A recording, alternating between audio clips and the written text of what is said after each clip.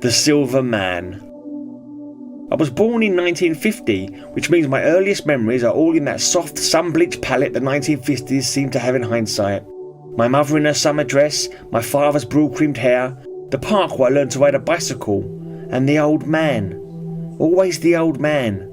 I didn't see him often, but when I did, he stood out like a dropped stitch in a familiar pattern.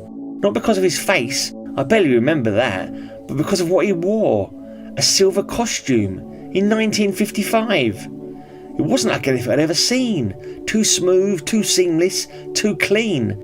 It caught the light like metal, but moved like cloth.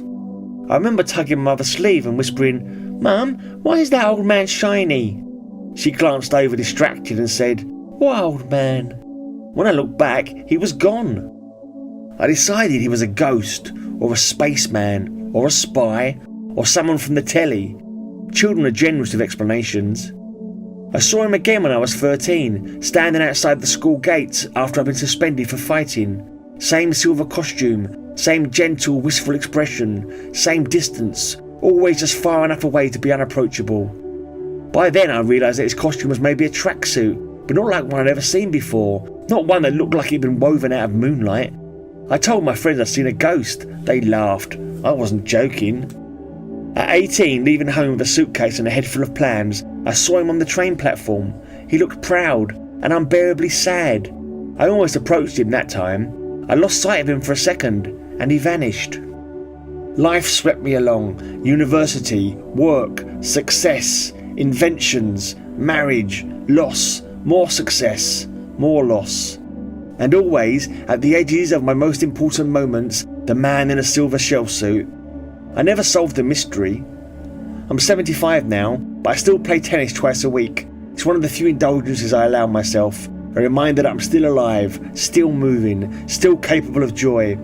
I was on my company's court, wearing one of my textile division's newest prototypes, a set of temperature-regulating sportswear, gleaming seamless fabric designed to keep the body cool under exertion. That's when the call came. "Sir, you need to come to the lab. The TOP prototype is ready." I went straight from the court, racket still in hand.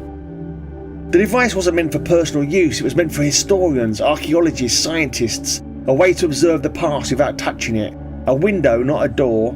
A neural anchor would lock onto a chosen point in history and project a non-interfering observer. I stepped into the chamber, the neural link activated. I thought of dinosaurs, I really did, but the machine didn't lock onto dinosaurs, it locked onto me, my memories, my regrets, my life. And suddenly I was everywhere at once. In the park, watching a boy wobble on a bicycle. At the school gates, watching a furious teenager. On the train platform, watching a young man leave home. In the hospital corridor, watching my first child being born. At the graveside, watching myself grieve. And in every moment, I was wearing the same silver sportswear. The boy had noticed it, the teenager had noticed it, the young man had noticed it, of course they had.